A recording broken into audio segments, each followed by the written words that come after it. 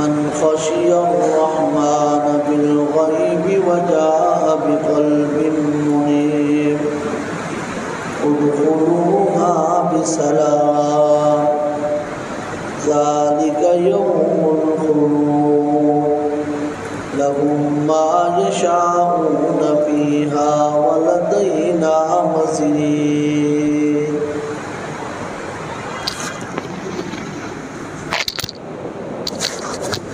اللہ رب العزت نے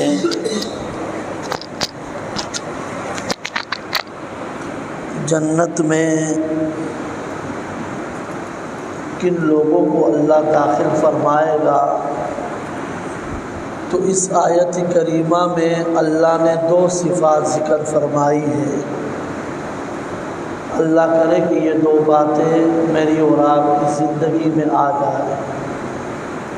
ان میں سے پہلی بات اللہ رب العزت نے یہ فرمایا من خشی الرحمن بالغیب، جو اللہ رب العزت سے بن دے کے ڈرے، جس کے دل میں اللہ کا خوف ہو۔ ظاہر ہے اللہ کو ہم نے دیکھا نہیں، بن دے کے اللہ کا خوف جس شخص کے دل میں پیدا ہو جائے، اللہ رب العزت اسے جنت میں داخل فرمائے گا۔ اور یہ سب سے بڑی دولت ہے۔ حضرت عمر رضی اللہ تعالی عنہ کے صاحبزادے ہیں عبداللہ ابن عمر، وہ ایک جنگل میں جا رہے ہیں تو ایک چرواہا اس سے ملاقات ہوئی، تو ان سے کہا کہ یار یہ جو آپ کے پاس بکریاں ہے تھوڑا سا دودھ ہمیں دے دو اور کچھ اپنے خود بھی پی لو۔ اس نے کہا بھائی میں تو روزے کی حالت میں ہوں، اور جہاں تک آپ لوگوں کے دینے کا تعلق ہے تو یہ بکریاں میری نہیں ہے، یہ کسی مالک کی ہے۔ تو عبداللہ ابن عمر فرماتے ہیں کہ ہم نے امتحاناً ان سے کہا کہ ہم آپ کو پیسے دے دیتے ہیں اور آپ بکری ہمیں دے دیں، پیسے بھی مل جائیں گے، ہم آپ کو دودھ بھی دے دیں گے اور گوشت بھی دے دیں گے۔ اس نے کہا بکریاں میری ہے نہیں، میں مالک کو کیا جواب دوں گا؟ تو عبداللہ ابن عمر فرماتے ہیں کہ ہم نے ان سے امتحاناً کہا کہ آپ مالک کو کہہ دینا کہ بیڑیا کھا چکا ہے، جنگل میں تو کثرت سے بیڑیے ہوتے ہیں۔ تو اس چرواہے نے بڑا عجیب جملہ کہا دنیا کے مالک کو تو میں کہہ دوں گا کہ بیڑیا کھا چکا ہے، لیکن فَأَيْنَ اللَّهُ، اللہ کہا جائے گا؟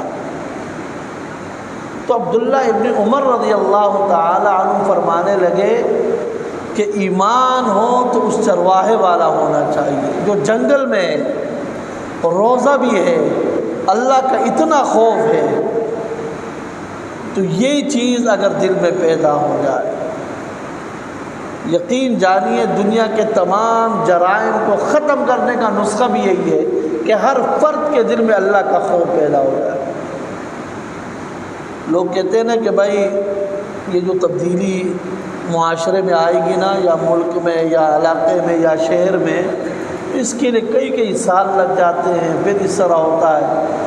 کچھ بھی سال نہیں لگتے، کچھ وقت بھی نہیں لگتا ہے، صرف اور صرف چند سیکنڈ لگتے ہیں، اور وہ یہ کہ ہر فرد کے دل میں اللہ کا خوف پیدا ہو جائے، خود بخود معاشرہ تبدیل ہو جائے گا، خود بخود یہ نظام بدل جائے گا۔ بندہ دکان میں بیٹھا ہے اور اللہ کا خوف، مسجد میں ہو پھر بھی اللہ کا خوف، رات کی تنہائی اور خلوت ہو تب بھی اللہ رب العزت کا خوف۔ جب ہر موقع پر اللہ کا خوف ہوگا تو اللہ رب العزت ایسے آدمی کو جنت کا وارث بنا دے گا۔ حضرت عمر رضی اللہ تعالی عنہ رات کو گشت کر رہے ہیں، حکمران تھے، رات کو گشت بھی کیا کرتے تھے، امیر المؤمنین تھے، 22 لاکھ مربع میل کے حکمران تھے، تو رات کو گشت کر رہے ہیں۔ کچھ باتوں کی آواز آئی، مدینہ المنورہ کا علاقہ ہے، باتوں کی کچھ آواز آئی۔ حضرت عمر دروازے کے قریب گئے، کیا مسئلہ ہے؟ اندر ماں اپنی بیٹی کو کہہ رہی ہے کہ اس دودھ کے اندر پانی ملا دو. تو معصوم بچی تھی، بیٹی تھی، اس نے کہا کہ امیر المؤمنین نے تو اعلان کر دیا ہے کہ بھائی پانی کی ملاوٹ، دودھ میں پانی کی ملاوٹ نہیں ہونی چاہیے. ویسے بھی ہمارے نبی صلی اللہ علیہ وسلم نے یہ ہدایت دی کہ کسی بھی خالص چیز کے اندر ملاوٹ نہ کرو. تو اس ماں نے ایک جملہ کہا امیر المؤمنین توڑی دیکھ رہا ہے ہمیں، اس نے تو اعلان کر دیا ہے، اب وہ اس وقت توڑی ہمیں دیکھ رہا ہے. حضرت عمر باہر سن رہے ہیں یہ باتیں. تو اس معصوم بچی نے جواب دیا کہ امیر المؤمنین اگرچہ نہیں دیکھ رہا ہے لیکن امیر المؤمنین کا رب تو دیکھ رہا ہے نا ہمیں. یہ خوف، یہ بات دل میں پیدا ہو جائے. من خشی الرحمن بالغیب، اللہ کا خوف پیدا ہو جائے. بندہ رات کو موبائل دیکھ رہا ہے اور مختلف چیزیں اس میں دیکھ رہا ہے. بندہ دیکھتے وقت یہ بھی سوچے کہ میرا رب بھی مجھے دیکھ رہا ہے. کوئی بھی کام کرتے وقت بندہ یہ سوچے کہ میرا رب دیکھ رہا ہے. یہ خوف دل میں پیدا ہو جائے. اور دوسری بات فرمایا وجاء بقلب منیب، اور جو شخص رجوع کرنے والے دل کے ساتھ اللہ رب العزت کے پاس آئے گا، اللہ اسے بھی جنت میں داخل فرمائے گا. یہ جو دل ہے، دل، اس کے بارے میں سرکار دو عالم صلی اللہ علیہ وسلم نے فرمایا خبردار، بدن میں ایک ٹکڑا ایسا ہے اگر وہ صحیح ہوا تو پورا جسم صحیح ہوگا، اور اگر وہ خراب ہو جائے تو سارے کے سارے اعضاء خراب ہوں گے. وہ کیا ہے؟ نبی پاک نے فرمایا الا وہی القلب، وہ دل ہے. یہ جو روحانی علاج ہے نا، روحانی علاج، ہم نے روحانی علاج بنا لیا اور چکروں میں لگا لیا. اصل روحانی علاج کیا ہے کہ دل کی جو بیماریاں ہیں اس کا علاج ہو جائے. دل کی بیماریاں کیا ہے؟ دل کے اندر کفر کا ہونا، دل کے اندر شرک کا ہونا، دل کے اندر بغض کا ہونا، حسد اور کینے کا ہونا، دل میں کسی کے لیے نفرت کا ہونا. یہ سب چیزیں کیا؟ یہ دل کی بیماریاں ہیں. اس دل کو صاف رکھنا ہے. نبی پاک صلی اللہ علیہ وسلم بیٹھے ہیں صحابہ کے ساتھ، سامنے سے ایک بندہ آ رہا ہے وضو کر کے، اور اس کے وضو والے اعضاء سے پانی کے قطرے ٹپک رہے ہیں. نبی پاک نے فرمایا کون ہے کہ جو جنتی کو دیکھنا چاہ رہا ہے؟ صحابہ نے فرمایا ہم سب دیکھنا چاہتے ہیں. فرمایا یہ جو آ رہا ہے نا، یہ جنتی ہے. دوسرے دن پھر وہی آدمی وضو کر کے آ رہا ہے. حضور بیٹے آپ نے پھر فرمایا کہ کون جنتی کو دیکھنا چاہ رہا ہے؟ فرمایا یہ جو سامنے آ رہا ہے نا، یہ کیا ہے؟ جنتی ہے. تیسرے دن پھر یہی ہوا، اسی شخص کے متعلق حضور نے فرمایا. آپ اندازہ لگائیے کتنا خوش نصیب ہے وہ آدمی کہ جس کو حضور فرمائے کہ یہ جنتی ہے.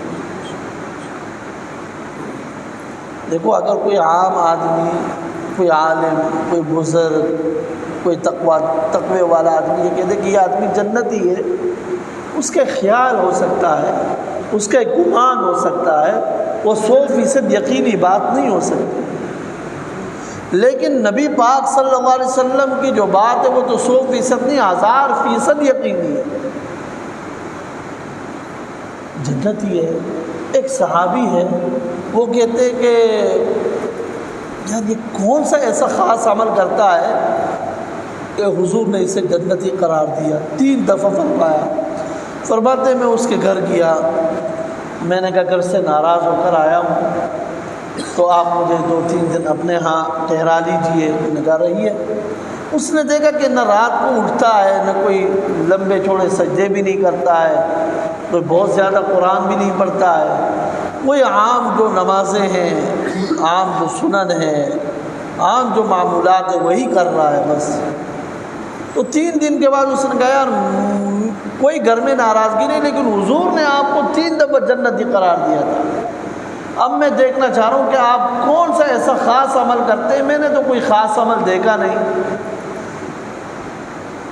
تو تو اس نے کہا میں کوئی خاص عمل نہیں کرتا ہوں، یہی اعمال کرتا ہوں، ہاں ایک بات ہے، میں جب رات کو سوتا ہوں نا تو سب کو معاف کر کے، سب کے لیے دل کو صاف کر کے سو جاتا ہوں۔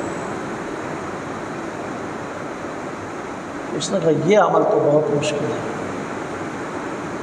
تو یہ دو باتیں ہیں اللہ میری زندگی میں اور آپ کی زندگی میں لے کر آئے، اور اللہ ہم سب کو کہنے اور سننے سے بڑھ کر عمل کی توفیق عطا فرمائے۔ اے اللہ ہمارے گناہوں کو معاف فرما، پروردگار ہماری غلطیاں معاف فرما، وصلی اللہ